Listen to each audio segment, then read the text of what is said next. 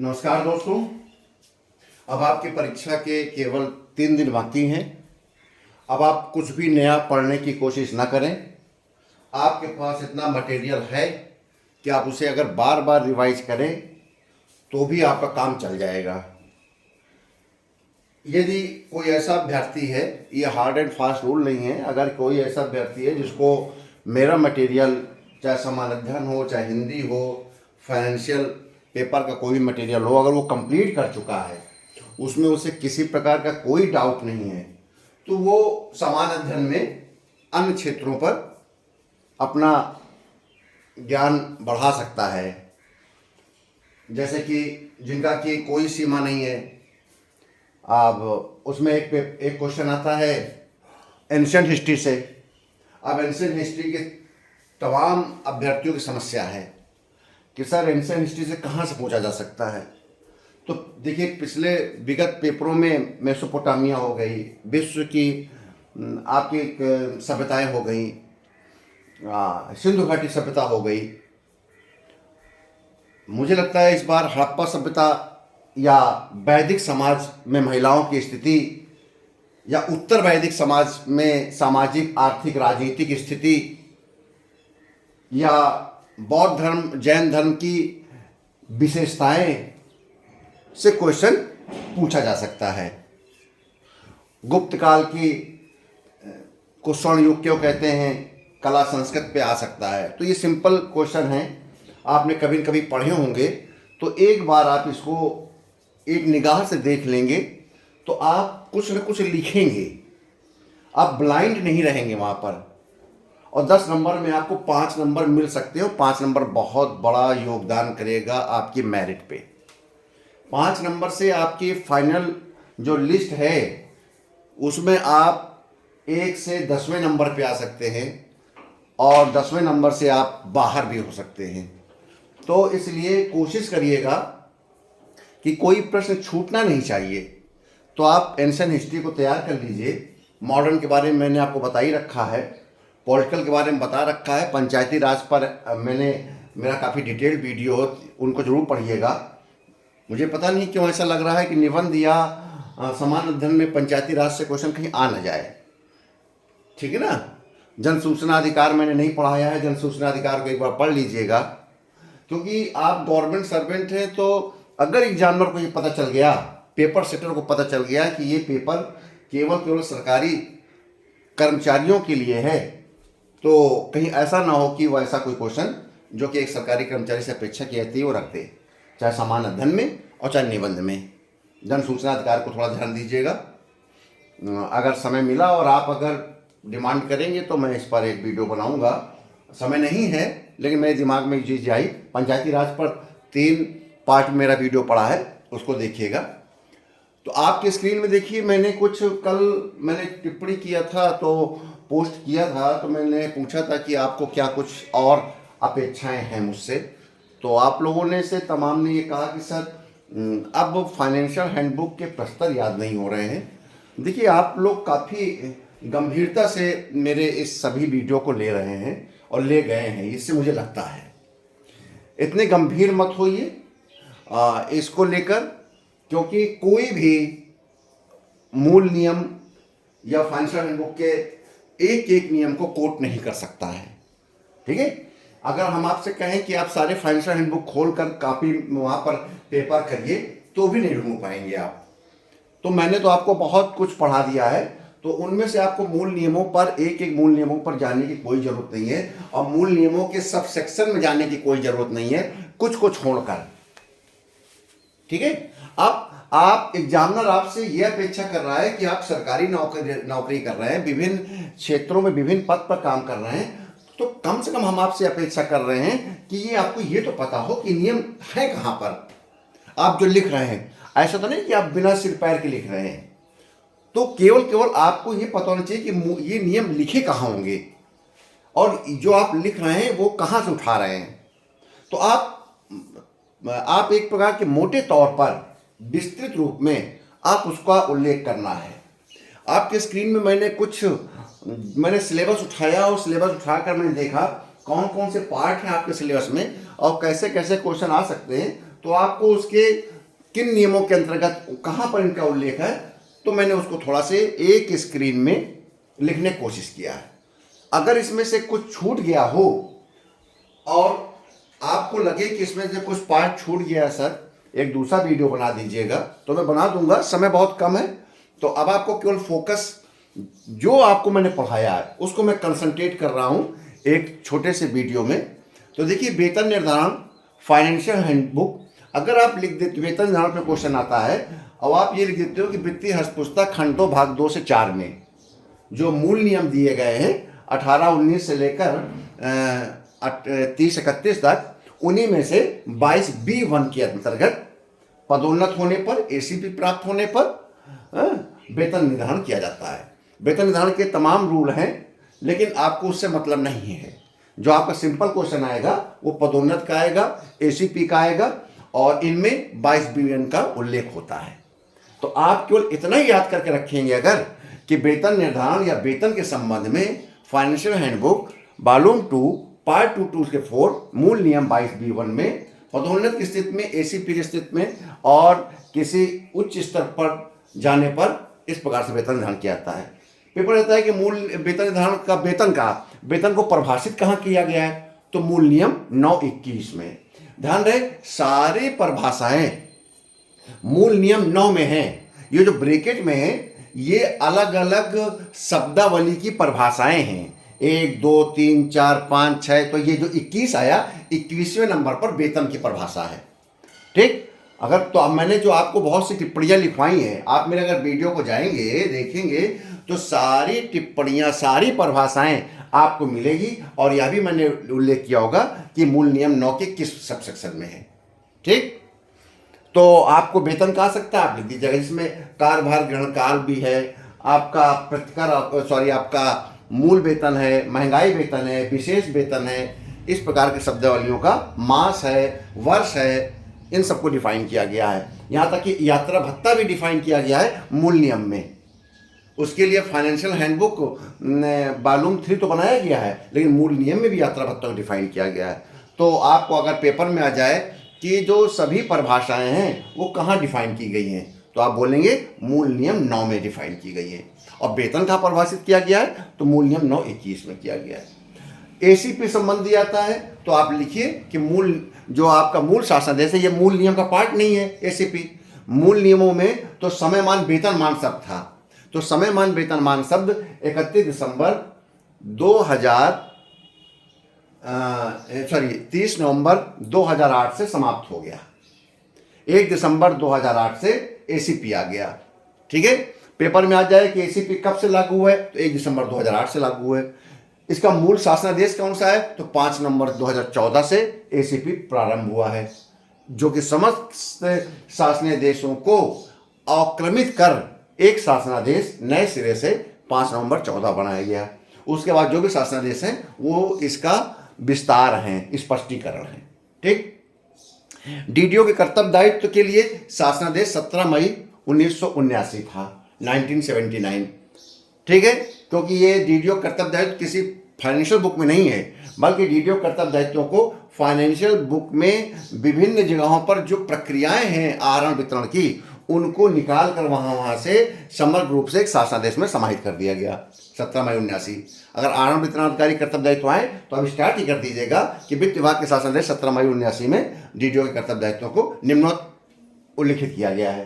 ठीक, आपका एग्जामिनर को मजा आ जाएगा, खुश हो जाएगा कि कर्तव्य दायित्व के बारे में पता है डीडीओ के कि ये कहाँ से लिए गए हैं।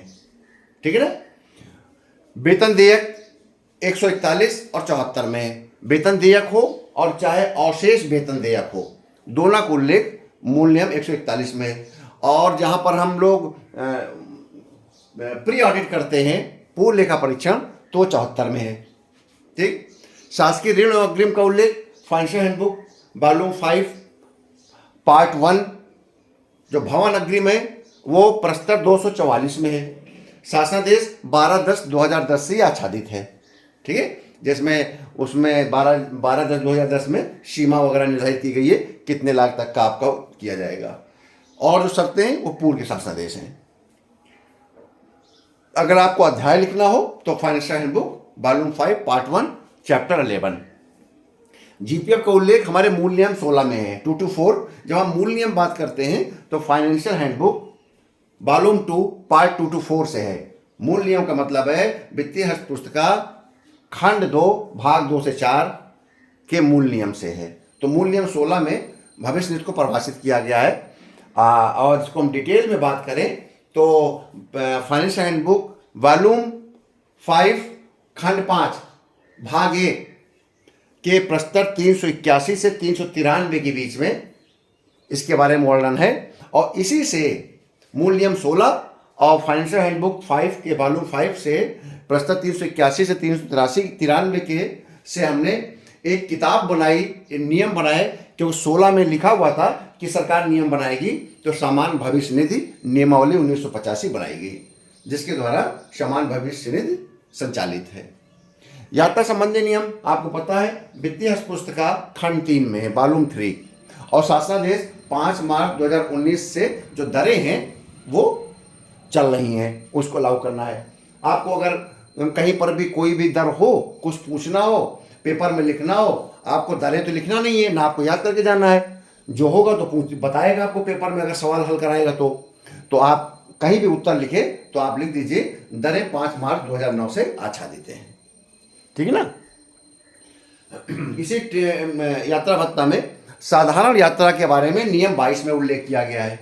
जो हम सरकारी काम से किसी काम से जाते हैं तो विशेष यात्राएं आपका नियम 42 में जो कि स्थानांतरण है। परीक्षा के लिए नियम 46 में उल्लेख है।